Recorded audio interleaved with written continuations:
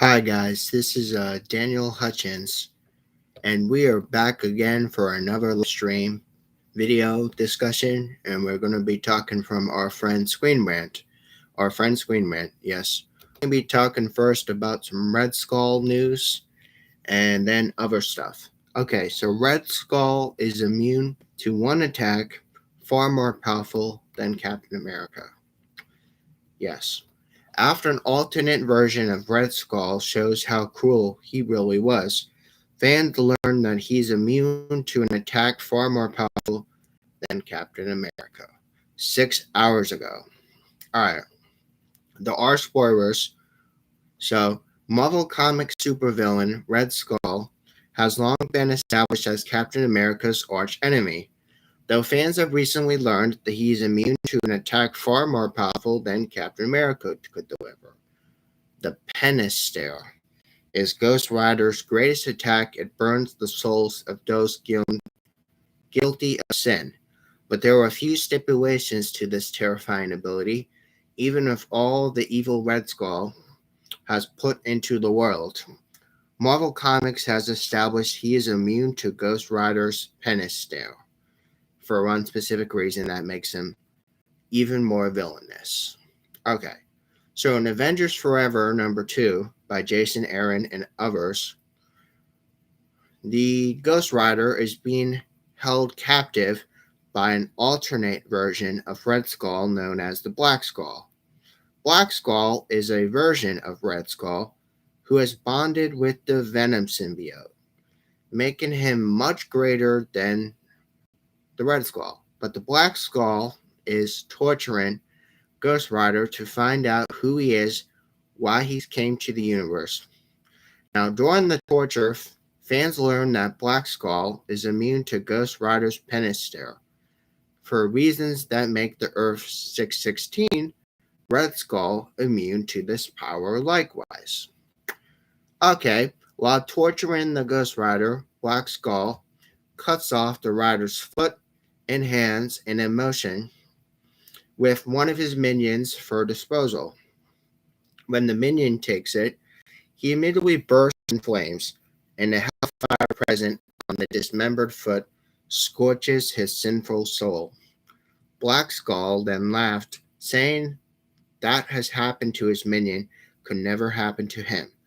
His soul is too scarred and describes it as being forged in fires of holy wars and righteous genocide. So Black Skull then proves his claims to be true by freely touching Ghost Rider with every attack he delivered, unhurt by the presence of hellfire. Now, based on this logic, Black Skull cannot be burned by any form of hellfire, including the Penance Stare. And because of this reason behind his immunity, the original version of Captain America's greatest villain shares this perk. Okay, so the scars on Black Skull's soul were put there during a time in where his life was part of some of the most atrocious crimes in all history. Red Skull is a Nazi who broke away from the party on the formation of Hydra. His thought process was still in line with the Nazis' way of thinking. His action reflected that on the process, and Captain America villain has took part of genocide, all while believing he was for the better of human evolution.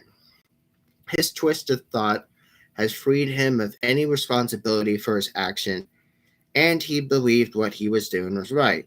The Penance Stare only works if this person in question knows what they did was wrong to some level.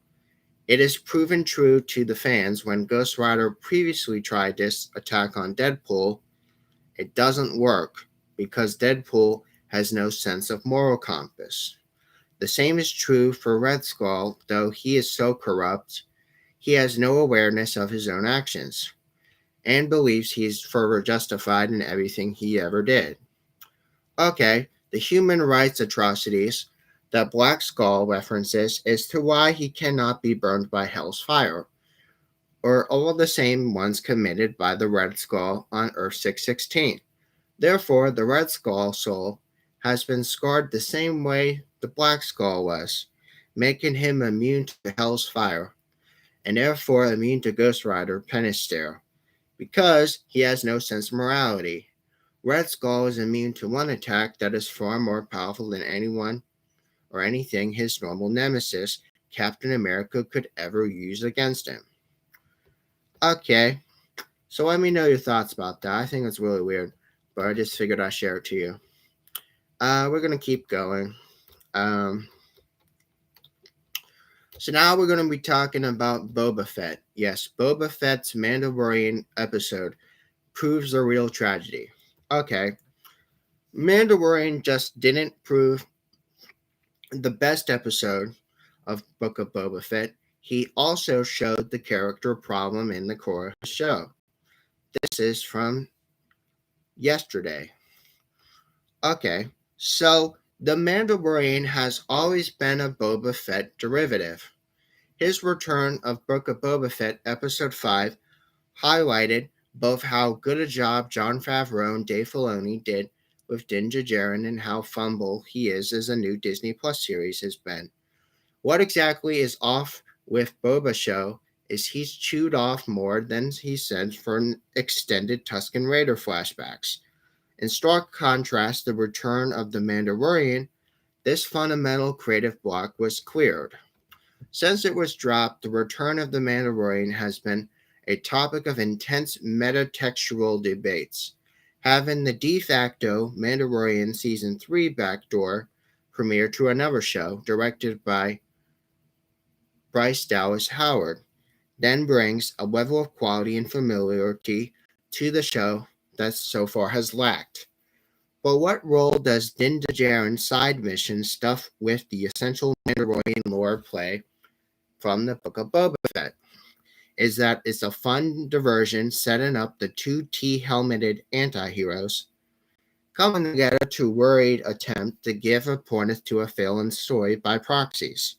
Now, to many, the Book of Boba Fett's best episode not featuring Boba Fett proves the show has failed. Okay, so while this may be the case, it's only part of this real tragedy caused by the return of Mandalorian. Now, the Book of Boba Fett has struggled with a stilt direction. It has inconsistent pacing, a reliance of shrink wrap references to the original trilogy, and don't forget the prime storytelling sin lies of his main character. The Mandalorian is the great Boba Fett story you wanted. One of the common criticisms leveled from Boba Fett over the years has been that he's a blank slate. He's an action figure designed to look cool for generations of children that have projected their own sense of badassery.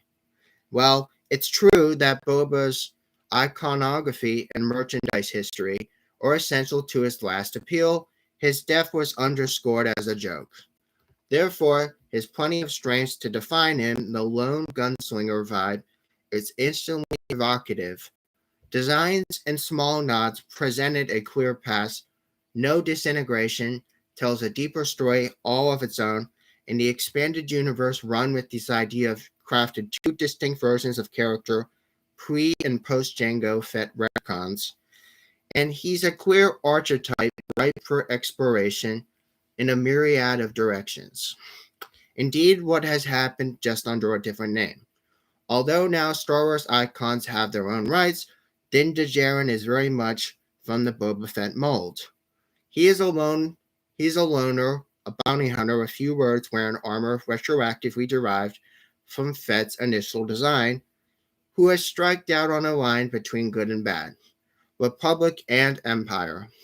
He is queer analog for Boba in a show that didn't want Fett. But given this need for a Disney Plus series to be a fresh start for Star Wars, creating this new character abides one immediate recognizable fact was a smart move on Lucas' part. Now, there was no baggage or lingering connection between Mandalorian and the simultaneous theatrical release of the derided Star Wars Rise of Skywalker, nor has any major fan sect could find problematic. His shadow of familiarity is something that news that news has run through his show design and lore has deep pulled. But it is most clear of his digital character if there's any an endorsement for a potential that exists in Boba Fett's existent element. It's the story of Din Djarin and Grogu. Okay, it is refreshing then that you have the Mandalorian, and they could also serve as a soft reintroduction for Boba Fett after the Disney era kept him out of prophecies. Now, given Attack of the Clones Jango Fett actor the role, despite him being 20 years older than the character canonically, his return was drip fed over the Tatooine set episode before a triumphant entrance in Chapter 14, The Tragedy. Across this following episode, Boba Fett has received metaphorical rehabilitation, with fight scenes taking advantage of his action figure gadgets, a fresher paint job, and a return of sonic bombs. This post-credit stinger has set up his own CD show, and it felt like a masterful long game, using one of the most hotly debated emblems of George Lucas' used future to a post-sequel era, to a show how blinkered nostalgia topics can be earnestly delivered. Now, the biggest hope came from the uniqueness of this stud. Standing next to Din Djarin in The Tragedy, it was easy to see how the two bucket heads were distinct. Unfortunately, while it served as a strong reintroduction point to Boba Fett, the characterization similarity means so much potential story for Book of Boba Fett has already been used for The Mandalorian. The Bounty Hunter Guild was a fight to rule Mandalore, even though setting up a position to an unexpected father figure are all key parts of Boba's backstory in Star Wars Legends. Now, this meant that there's intentionally constructed blank slates, which raises some eyebrows and questions, and this seems to be why the new series issues have begun. Who is Boba Fett? The Book of Boba Fett certainly does not know. The first true hint is that there was something off about Boba Fett came mere minutes of his proper reintroduction. Now, while he chases the Dark Troopers, stealing Grogu in The Tragedy, he emerges from the clouds and sees Moff Gideon's Star Destroyer, and he remarks, "The Empire, they are back." Ignoring the canon incredulity in his shock, after escaping Sarlacc pit, Boba spent much of his years between Return of the Jedi and Mandalorian with Tusken Raiders in the middle of the Dune Sea. It struck off as a little off that Boba Fett worked for the Empire as a contractor. He hung around with a vile gangster, Jabba the Hutt, where he suddenly has shock and fear came from. Where we don't know, but more personality adjustments have come thick and fast in the Book of Boba Fett. In present timelines, the titular character is so principled that to even call him an anti-hero is a broad brush to the hit characters ranging from Han Solo to Darth Vader. Seems a little too extreme. He seeks out to rule Jabba's former criminal empire with intense, unwavering compassion and respect, with flashbacks, and has grown to care for the Tusken Raiders by developing a sense of togetherness. There is a character in there, but it is recognizable as Boba as any of his previous forms. He's not a bounty hunter. He's not morally gray. He's not cold and efficient. He doesn't wear his helmet some of the time, so he's not quiet and direct. He's not really a loner. He's not really mysterious. So the Book of Boba Fett is so alien to what Boba Fett has been, even in those first moments after his Sarlacc escape. There's no chance to have him develop in a new role. He's a new character from the start.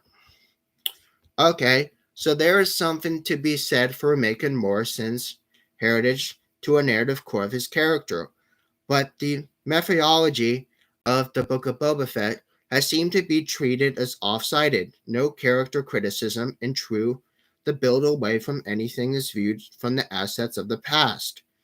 Given this, Boba has undergone some one top-down retcons with Attack of the Clones that is not entirely objectionable, but what's been created in the place of anything has been before. It's so lacking in any grit that the end result of the story is where Boba Fett is interchangeable with any number of Star Wars characters for much of his show. You could substitute Luke Skywalker or in a Tusken Raider sequence, and the basic plot of characters beats and be hit with little changes. Return of the Mandalorian shows what Boba Fett could have been. Okay, so it wasn't for the best. If it wasn't for the Beskar or the Darksaber origin, the introductory bounty hunter, the return of Mandalorian could have easily felt like Boba Fett adventure. It is scrappy yet ingenious fighting, and has no nonsense aura of fear or aversion and pleasantry. Set against a quirky sci-fi background, what is shown in the first 10 minutes fits a character better than anything been experienced on Tatooine. Now, of course, there is armor, the weapon, the subsequent lore support characters to distinguish Din Djarin. It's not that Mando is better than Boba, it's that Mando shows what Boba could have been. There's a difference, guys. There's a difference. Now, the episode isn't immune to some of the unique quirks of Book of Boba Fett storytelling. Its very existence is the same narrative whiplash from the plentiful flashbacks, notably from Tatooine. Now, the long diversion in creating Mando's new ship and origin pattern, and most extreme complete with explaining the OG prop, now highlighted the innate potential of being squandered, whereas this pair being together in tragedy has enabled their distinction to shine. In the context from the Book of Boba Fett has lent first 2/3 and only shows where the delivery has fumbled. Every creative chance made for Boba Fett journey has eroded any pre-existing character has bid to move him away from it. His docile approaches to crime, his unmasked chatty demeanor, two fundamental aspects Tamira Morrison wanted to downplay this, even keeping the action to Maz Espa on Tatooine, a planet Boba Fett only has a glancing connection of previously.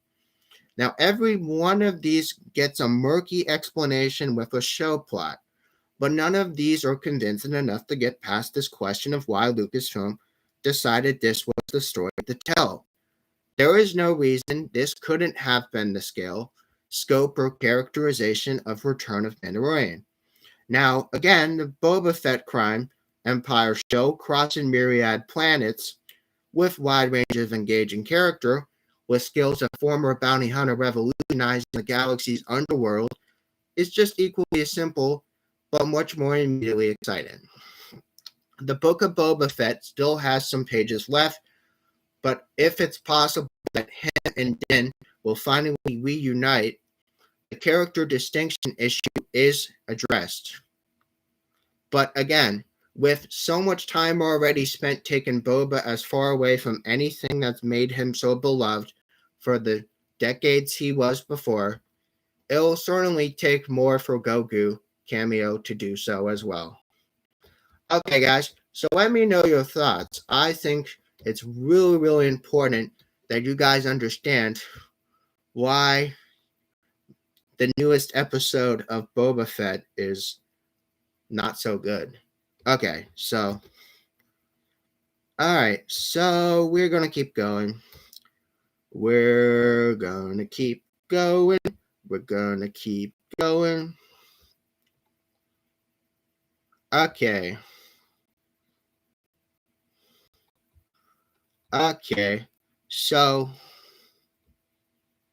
we're gonna be talking about one more thing, I hope. If we can find it.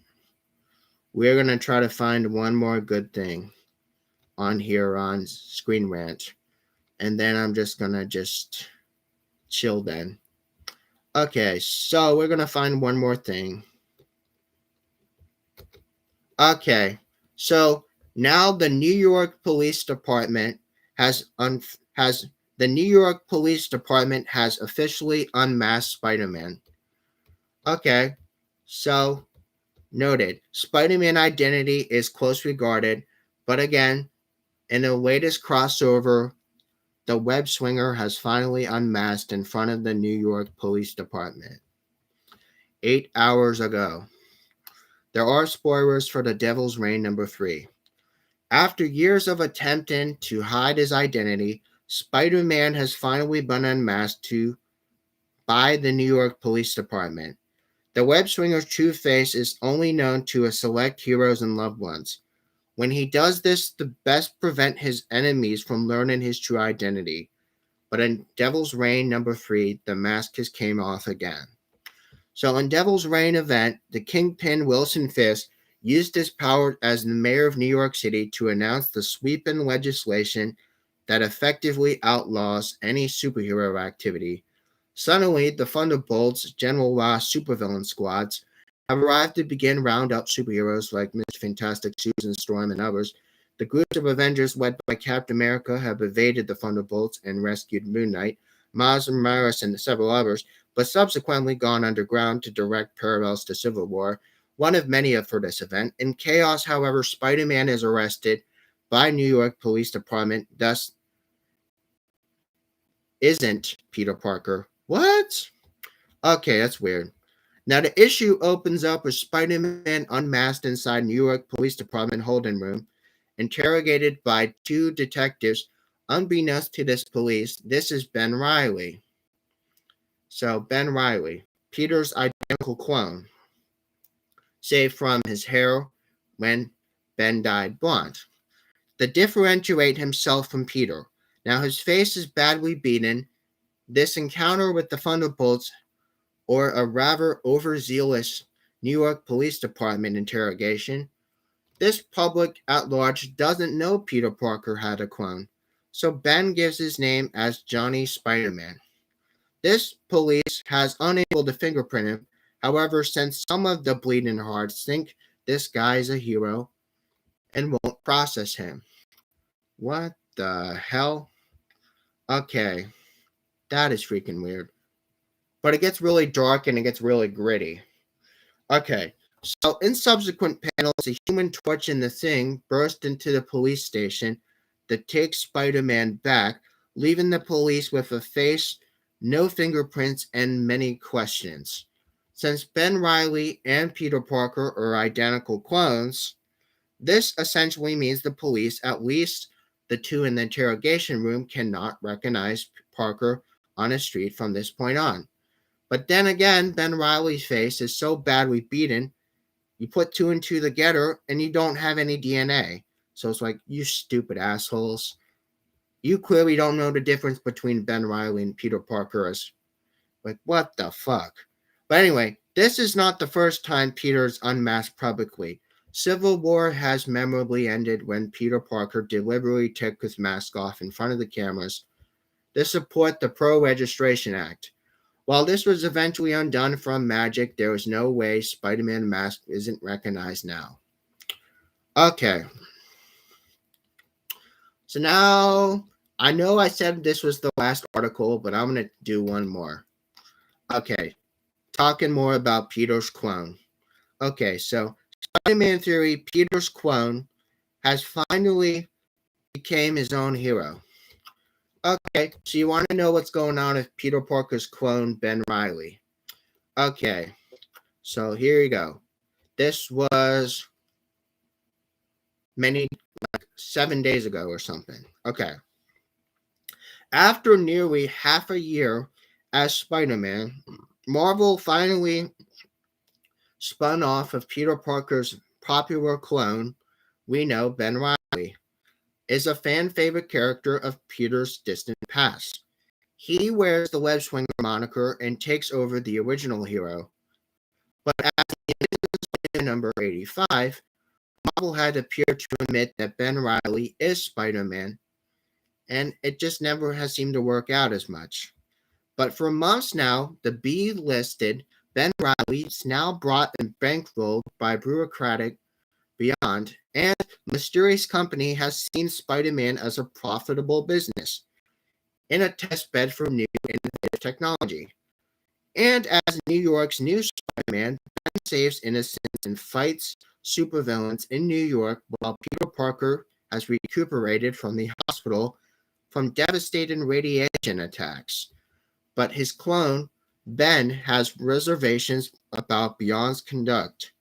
Now, especially from the wakes of an attack by the former superior Spider-Man, a Spider-Man done by Dr. Octopus. Now, Dr. Octopus perhaps motivated after a mission to collect the data of Peter's attackers, along with his old flame Aunt May. Okay, tell that to Peter and Beyond didn't choose him as their test subject for any heroic reason. He was chosen because of his ability to be easily manipulated. Octavius has proved his assertion by giving Peter stolen data, including his psych evaluation.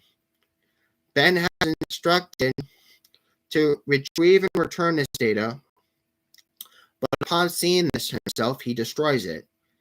Confronting his superiors after the fight, Ben is told he was chosen as Spider-Man because your determination and your strong will. Yes. Henceforth, with great power comes great responsibility. Yes. Okay, picture down below, and then back in his apartment, Ben has asked his girlfriend to wash his mask, but is only his mask. In times of great crisis, says Spider-Man has frequently either ripped off his mask or stares at it intently. The first instance occurred in the end of Amazing Fantasy 15, was Spider-Man's first book, but Peter Parker had once memorably ditched his Spider-Man identity, and it looks like Ben is now doing the same very shortly. However, without the role of Spider-Man to define him, who is Ben Reilly going to become? Ben Reilly is a really well-rounded character in Spider-Man universe, but that's because he's essentially Peter Parker with different color hair. Now, Marvel has repeatedly attempted to give him his own personality and supportive characters, but the attempt of the 90s didn't seem to stick, which famously led Peter Parker returning to his role sooner than was expected. Spider-Man editors constantly wrestled between maintaining the status of the superhero and allowing him to change, with the superior of Ben Reilly. Now, Marvel can finally have their Spider-Man shaped cake and eat it too. Okay, so again, guys, let me know your thought about this. I just wanted to close this all out with a theory that's talked about Peter's clone, Ben Reilly. Let me know your thoughts. Right now, I'm just at my desk right now. I'm drinking a Monster drink, and I'm watching YouTube and Disney Plus on simultaneous TVs with my volume down on mute. So again, on a side note, guys, please let me know your thoughts about my material. You check out my channel, check out the other things I have for y'all to explore, and you have a wonderful, wonderful day, and I'll see y'all around later. Bye.